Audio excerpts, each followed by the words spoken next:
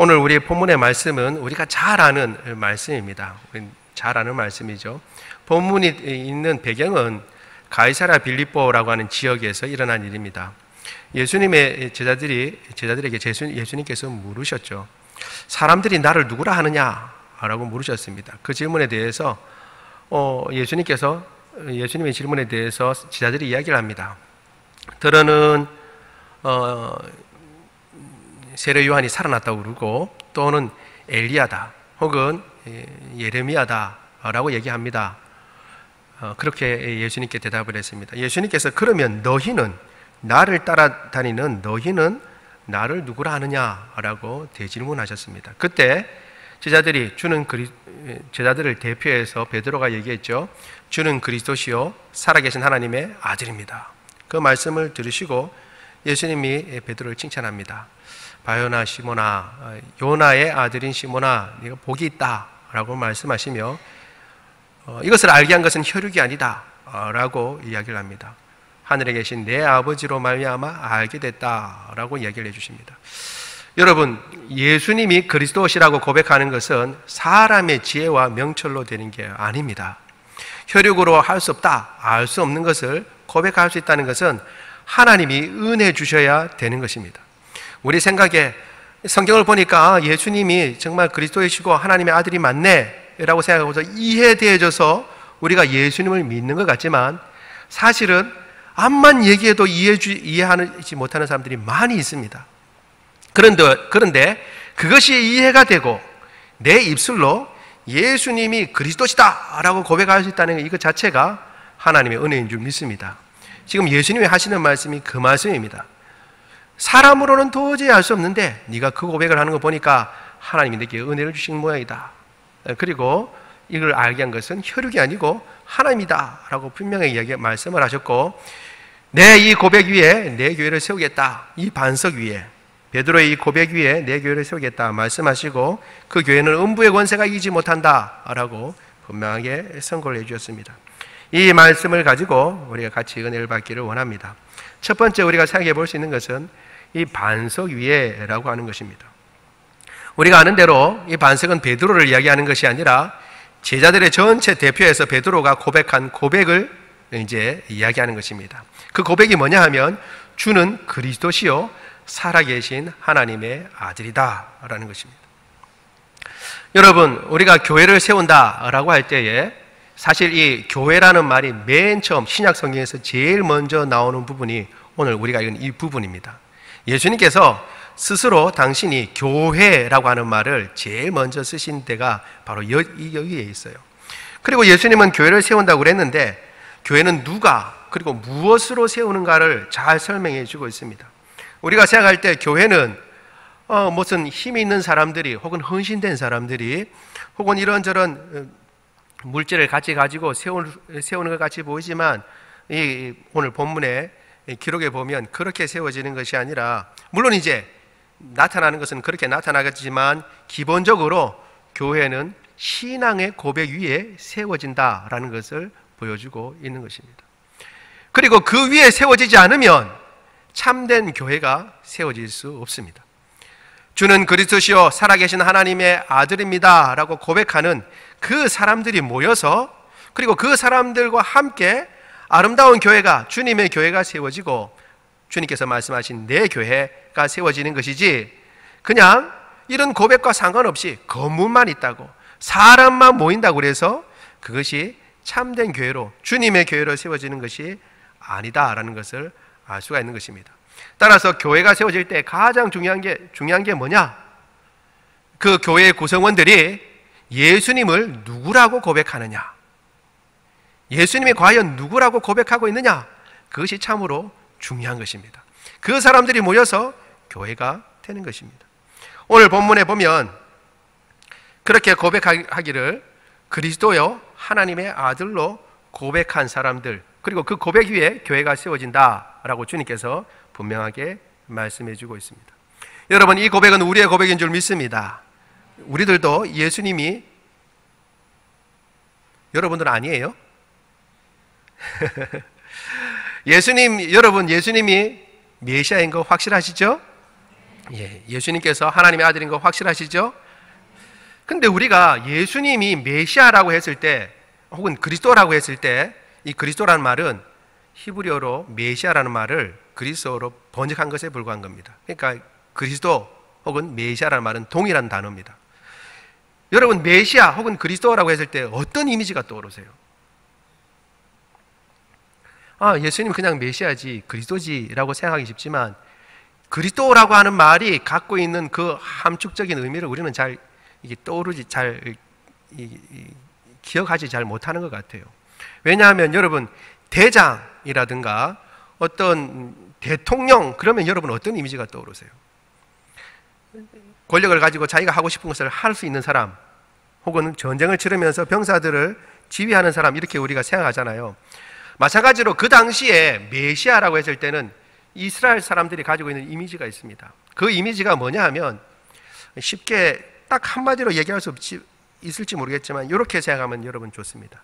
모든 일의 해결사, 그리고 모든 일의 종결자, 슈퍼맨. 여러분 이렇게 생각하시면 그래도 조금 나아요. 다는 아니지만. 왜냐하면 구약 마지막 부분 예언자들이 선지자들이 했던 말이 뭐냐 하면 마지막 부분에 가면 갈수록 신약에 가까이 오면 올수록 이스라엘 백성들은 참 어려운 처지에 있었습니다. 나라는 둘 조각이 났다가 각각 아수르와 바벨론으로부터 멸망을 당하고 포로로 끌려갔어요. 그리고 나라의 독립이 온전한 나라를 이루지 못합니다. 그 가운데 하나님께 기도합니다. 하나님, 우리는 언제 다윗과 같은 그 왕이 들어서서 그래서 우리나라를 정말 잘 부강하게 만들고 저 우리를 침략했던 이방 민족들을 박살내고 주님께서 기뻐하시는 의의 왕국을 이루어 주시겠습니까? 라고 주님 앞에 기도하는 가운데 주님께서 선지자를 통해서 하신 말씀이 뭐냐면 메시아를 내가 보내겠다. 메시아를 보내면 그 모든 일이 한꺼번에 완전히 이루어지는 것입니다. 메시아가 오면 의의 나라가 이루어지고 메시아가 오면 메시아가 모든 이방 민족, 하나님을 대적해서 교만한 이방 민족들을 다 진멸하고 최후로 심판하고 이스라엘 백성, 하나님의 백성들을 높이 세우는 그러한 일들이 일어난다라고 말씀해 주셨습니다. 그렇기 때문에 메시아다라고 했을 때는 여러분 이게 좀 어감이 틀린 겁니다. 메시아라는 말이 뭐예요? 모든 일의 최종적인 해결사입니다. 내가 당하는 어려움, 내가 당하는 이 모든 문제들, 내가 당하는 이 모든 환경과 여건 가운데 아무도 도와줄 수 없고 그리고 도우려고 해도 할 수 없는 그런 상황 가운데 꼬이고 그리고 맺혀진 그 모든 일의 최종적인 해결사, 그리고 하나님이 기뻐하시는 아름다운 방법으로 해결될 수 있는 그 유일한 분이 누구냐? 바로 메시아며 그리스도인 것입니다. 따라서 이 베드로가 주는 그리스도다 라고 얘기할 때는 의미가 다른 겁니다. 세상 사람들은 선지자 중에 한 사람입니다. 하나님의 일을 하지만 선한 가르침을 가지고 혹은 하나님의 뜻 가운데 이적도 일으키고 그리고 하나님의 은혜 가운데 옛날 앞으로 될 일도 말하는 그런 분입니다 라는 수준에 넘어서 베드로가 고백하고 있는 고백은 우리의 문제, 나의 문제, 우리 민족의 모든 문제를 일거에 해결해 주실 수 있는 분, 그리고 해결하실 분, 바로 그분이 당신입니다 라고 고백하는 것입니다. 여러분, 예수님은 이와 같은 메시아인 줄 믿습니다. 베드로에게만 그럴 뿐만 아니라 지금 현재 지금 우리에게도, 그리고 우리가 당하는 모든 일에도, 우리의 교회가 당하는 모든 일에도 여전히 메시아이신 줄 믿습니다. 여러분, 그것을 고백한 거예요, 사실은 베드로가. 그리고 하나님의 아들입니다 라고 고백했어요. 하나님의 아들입니다 라고 하는 고백은 두 가지 의미를 가지고 있습니다. 제가 새가족반 올 때마다 말씀도 드리고 기회될 때마다 설교 때도 말씀드렸는데 혹시 기억나세요?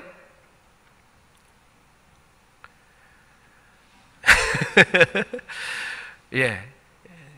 그래서 이제 뭐 할 맛이 나는 거죠. 이렇게 설교자는 또 할 맛도 나고 그럽니다. 잘 까먹을 수 있는데 한번 여러분 잘 기억하시면 좋겠습니다. 이게 아주 중요한 문제입니다. 하나님의 아들 그러면 우리는 잘 생각하지 못하는데 첫 번째는 뭐냐 하면 동류를 가리키는 말입니다. 동류, 종류가 같다는 겁니다. 여러분, 말의 새끼는 망아지죠. 그렇죠? 망아지라고 그럽니다. 그런데 망아지는 소예요, 말이에요? 말이죠. 소의 새끼는 송아지라고 그럽니다. 그렇죠? 송아지는 소예요, 말이에요? 소지요. 그럼 하나님의 아들은요? 하나님의 아들은 말이에요, 소예요? 하나님의 아들은 하나님입니다. 하나님.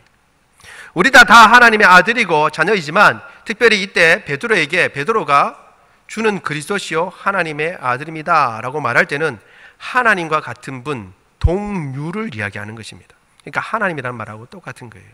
여러분, 성경에서 하나님의 아들 나올 때에 예수님에 대한 호칭에서 그걸 반드시 생각하시기 바랍니다.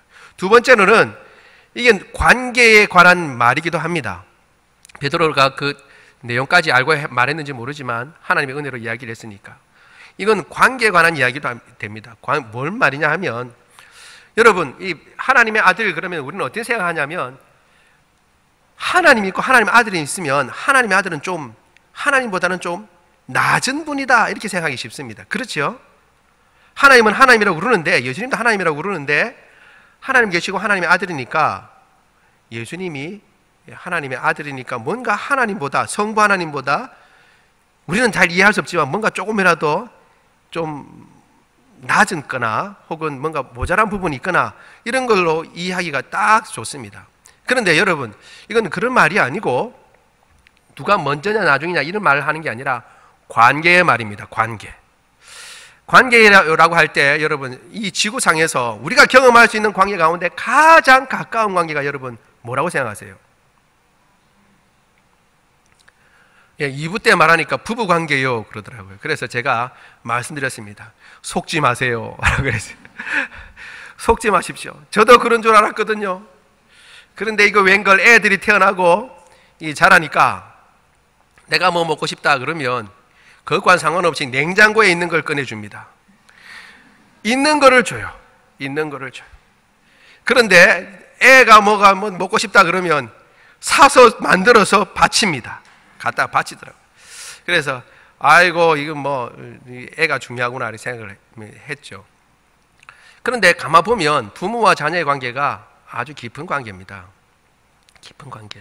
우리가 경험할 수 있는 부모의, 그러니까 엄마의 사랑을 뛰어넘는 사랑을 우리가 생각할 수 없잖아요. 그렇죠? 그러니까 부모와 자녀와의 관계가 가장 깊은 관계인데, 예수님과 하나님과도 두 분이 관계를 가지시는데 그 관계는 우리가 상상할 수 없을 정도로 친밀한 관계예요. 친밀한 관계인데, 우리가 그냥 가늠해 볼 수 있는 건 뭐냐 하면, 그나마 가늠해 볼 수 있는 게 가장 가까운 관계가 부모와 자녀와의 관계인 것입니다. 그래서 그 관계를 상상할 수 없지만 그래도 미루어 짐작할 수 있도록 표현한 것뿐입니다. 여러분, 성경에서는 하나님께서 내 팔이 짧아서 구원하지 못하냐라고 그러세요. 하나님 팔이 있으신 분이에요? 아니에요. 그런데 우리가 팔이라고 이야기하는 것으로 통해서 좀 상상을 할 수 있잖아요. 하나님의 능력, 보호 이런 것들을 상상해 볼 수 있잖아요.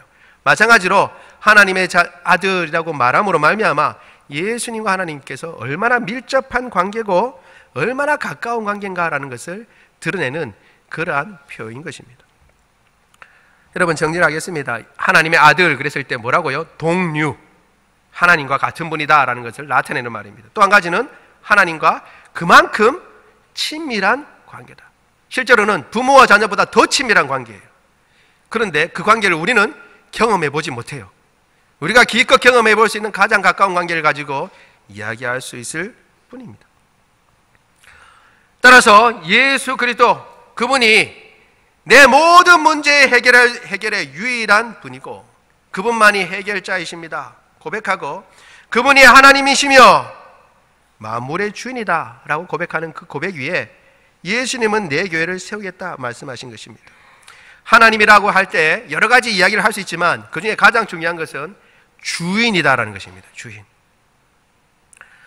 여러분, 주인이라고 했을 때 여러분 어떤 이미지를 가지시는지 모르겠지만, 제가 이 크로스웨이라고 하는 공부가 있습니다. 여러분이 장로 호산나 교회도 있는 줄 아는데 제가 있을 때 했어요. 지금 다른 분이 아마 하실 텐데 여러분들도 기회가 있으면 꼭 받으시면 좋겠습니다. 거기에 이 주인에 대한 이제 그림이 딱 나왔어요. 하나님께서 이 온 우주 만물이 내 거다라고 말씀하시고 이름표를 딱 주셨어요. 그래서 여러분 여행 가다 보면 이 가방에 이렇게 표를 붙이잖아요. 그렇죠? 태그라고 그러죠. 붙여가지고 있는데 지구에다가 이렇게 그림에 보니까 태그를 딱 붙여놨어요. 내 것, 하나님이 내 것이라고 그러죠. 내 것. 그리고 난 뒤에 어떻게 붙였냐면 조심히 다룰 것, 조심히 다룰 것. 근데 그것만 있는 것이 아니라 사람도 딱 있어요.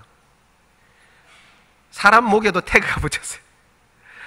뭐라고 돼 있냐면 뭐라고 돼 있게요? 내 것. 하나님이 내 것이라고 됐어요. 내 것. 그러고 난 뒤에 옆에 또 뭐라고 되어 있을까요? 취급주의. 조심히 다룰 것. 조심히 다룰 것. 여러분 주변에 있는 사람들에게 한번 인사를 하고 저를 조심히 다뤄주세요. 저를 조심히 다뤄주세요. 제가 연약해서 그런 게 아니라 누구 거라고요? 하나님의 것이기 때문에 조심히 다뤄달라는 거예요. 하나님의 것이기 때문에 우리 자신도 우리 스스로를 조심히 다뤄야 됩니다. 왜? 내게 아니에요. 여러분 내가 만약에 내 거라면 내 속에 있는 병을 내가 고칠 수 있어야 돼요? 없어야 돼요? 있어야 되잖아요. 근데 암덩어리가 자라도 우리는 몰라요. 그리고 고칠 수가 없어요. 하나님이 나의 주인인 것입니다. 여러분 이 고백 위에 주님께서는 내 교회를 세우겠다 말씀하셨습니다. 우리가 언제든지 이 고백을 잊지 아니하고 어떤 순간에든지 이 고백을 기억하며 달려나가는 저와 여러분 되기를 원합니다. 예수님은 이 고백 위에 내 교회를 세우겠다 말씀하셨습니다. 이렇게 생각하니까 예수님이 교회의 주인이다 라는 것을 우리가 단번에 알 수 있습니다. 목사님도 교회 주인이 아니에요. 여러분 많은 성도들이 이렇게 하자 해서 하는 게 아닙니다. 왜냐하면 교회 주인은 따로 있어요. 예수님이 교회의 주인입니다. 그래서 숫자와는 상관없이 누가 지지하느냐와 상관없이 예수님이 그것을 원하시느냐 원하시지 않느냐가 항상 중요한 문제입니다. 그래서 예수님이 원하시는 방향으로 나가야 합니다. 왜 이 장유의 장유 호산나 교회를 세웠는가 항상 물어봐야 하고, 그리고 예수님께서 과연 이 일을 기뻐하시는가 항상 물어봐야 하고, 그리고 예수님이 기뻐하시는 그 길로 달려가야 하는 것입니다. 이것이 아주 중요한 문제고, 또 한 가지 내 교회라 그랬을 때는 내 사랑의 대상이다, 내 것이다 라고 하는 의미가 같이 있습니다. 왜냐하면 예수님께서 내 이 고백 위에, 이 반석 위에 교회를 세우겠다라고 말씀하신 것이 아니라 내 교회를 세우겠다, 내 것이라고 했을 때는 그 대상에 대한 사랑이 같이 있기 때문입니다. 예수님께서는 그 교회를 피로 값주고 사셨어요. 우리가 잘 아는 바대로 단순한 소유의 문제뿐만 아니라 사랑의 문제입니다. 사도행전 20장 28절에는 사도 바울이 에베소 교회 장로들을 에베소 교회에 들리지 못하니까 불러다가 따로 이야기하는 가운데 이런 말을 합니다. 너희는 자기를 위하여 또 온 양떼를 위하여 삼가라. 성령이 저들 가운데 너희로 감독자를 삼고 하나님이 자기 피로 사신 교회를 치게 하셨느니라. 하나님께서 예수 그리스도를 통해서 그 피로 사신 교회가 바로 이 장유 호산나 교회고, 이 땅에 있는 교회인 줄 믿습니다. 주님께서는 이 교회를 너무 사랑하세요. 사실 우리는 예수님께서 우리를 얼마나 사랑하시는지, 교회를 사랑하시는지 잘 모릅니다. 제가 최근에 이제 어느 목사님과 교제하는 가운데 제가 알게 된 게 있습니다. 구약의 이제 말씀을 보다가 깨닫게 된 게 있습니다. 구약 말씀에 보면 하나님께서는 거룩한 분이라고 이야기를 하고 있습니다. 실제로 모세를 통해서 하나님께서 당신을 보여주실 때도 이렇게 얘기했습니다. 천사들이 하나님을 소개할 때 거룩하다, 거룩하다, 거룩하다 이렇게 소개하고 있습니다. 하나님은 거룩한 분입니다. 그래서 저는 생각할 때 거룩이란 말이 원래 그 의미가 뭐냐면 구별됐다라는 말에서 나왔습니다. 구별됐다.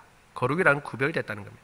죄와 이 땅에 있는 것과 구별되어 있는 거룩한 분으로만 생각했습니다. 그런데 구별되었기 때문에 다르다라는 의미도 같이 포함되어 있겠죠. 그 모세가 하나님의 광경을 봤을 때 하나님께서 보여주신 그 거룩에는 이런 게 있습니다. 거룩하다, 거룩하다, 거룩하다 라고 이야기하고, 그 다음 바로 나온 말이 자비와 긍휼이 무궁하신 분이다 라고 얘기를 하고 있습니다. 하나님의 거룩이 어떻게 나타나는가? 구약 성경에 하나님은 정말 거룩한 분인데 그 거룩한 분이 자신을 어떻게 그 거룩을 드러내는가? 라고 할 때 이스라엘 백성들, 하나님을 따르면서도 계속 거역하고 하나님을 배역하는 그 이스라엘 백성들을 끝까지 품으시고 안으시는 것으로 나타내 보여주시는 것입니다. 우리 세상 사람들은 눈엔 눈으로, 이는 이로, 악은 악으로 갚습니다. 그러나 하나님은 끝까지 배역하는 그 백성들을 품으시고 안으시고 그들에게 사랑을 베풀어 주심으로 당신이 거룩한 분임을 보여주시는 것입니다. 여러분, 만약 이스라엘 백성들이 한 번, 두 번 하나님 배역하고 또 배역하고 또 배역하고 10번이나, 성경은 10번이나 넘게 배반했다고 그랬는데 그럴 때면 여러분은 어떻게 해야겠어요? 정말 하나님이 하나님이니까 망정이지, 제가 만약 하나님이었으면 어떻게 해요? 됐다, 나 이제 너희 안 볼란다.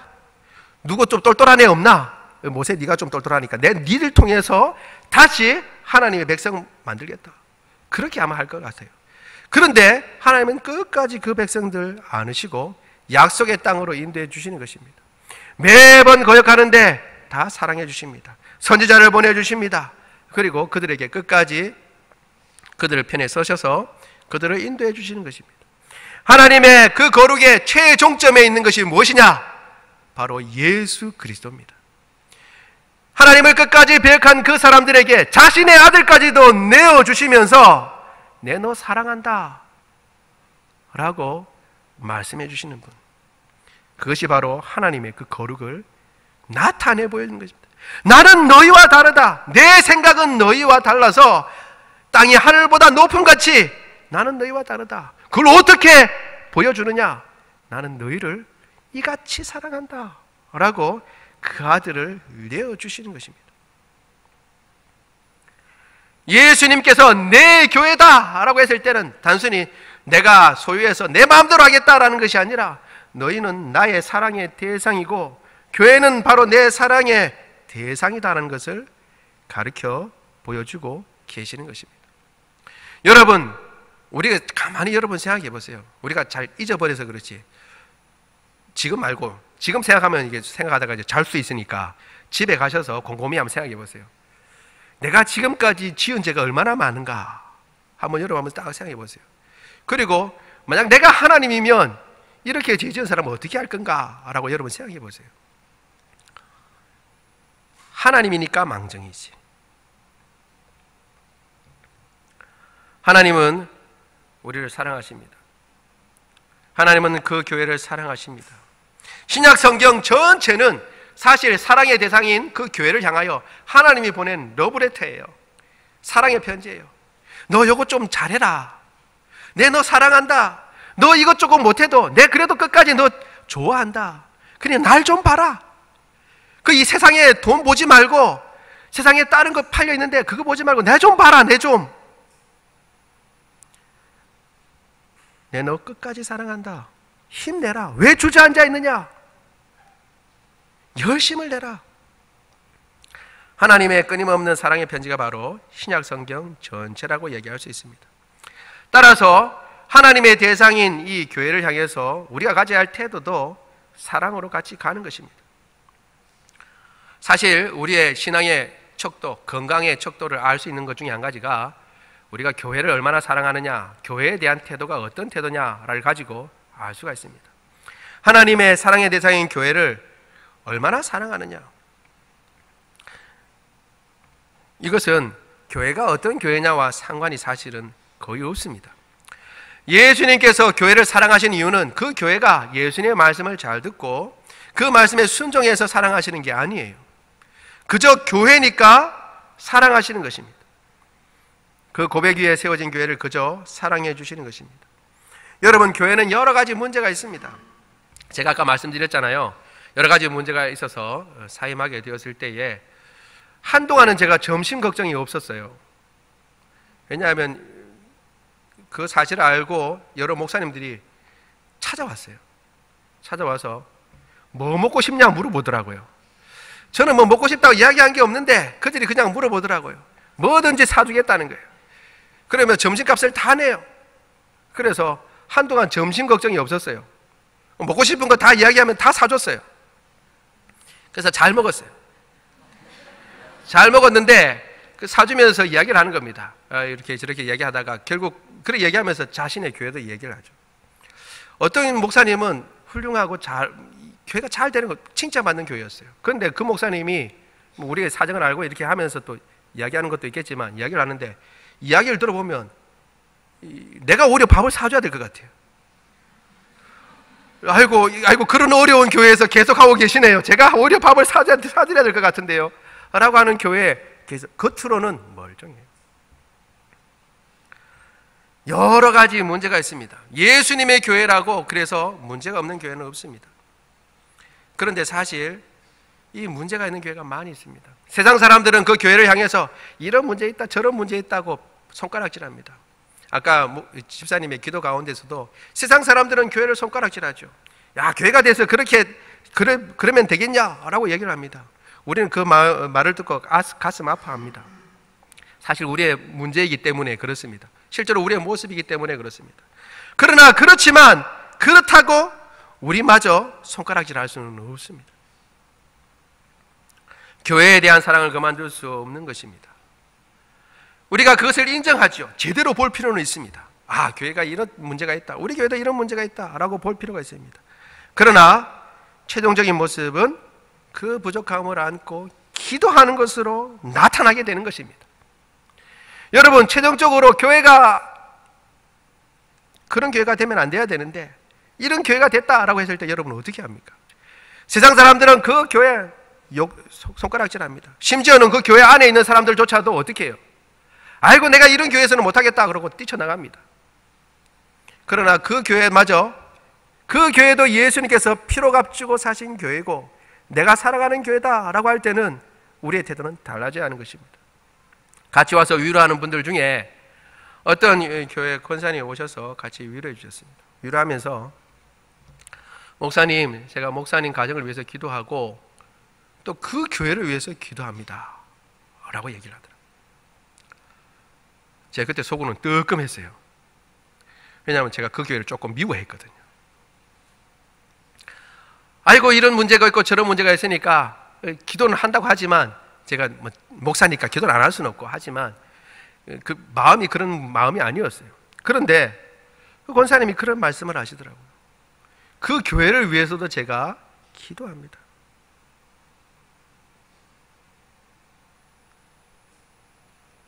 왜? 주님의 교회니까. 예수님의 교회니까 사랑하고 아파하지만 위해서 기도하는 겁니다.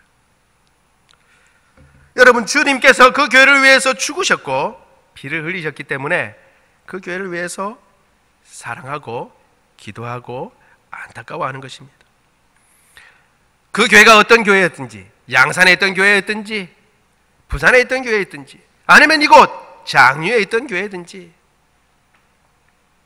어떤 교회든지 그 교회를 사랑하고, 완전한 교회는 없지만 그 교회를 부족함을 안타까워하며 그 부족한 부분을 어떻게 채울까 서로 고민하면서 주님 앞에 달려가는 것이 바로 그 주님의 구성원이요, 주님은 그리스도시요 살아계신 하나님의 아들입니다 라고 고백하는 사람의 자세가 될 줄로 믿습니다.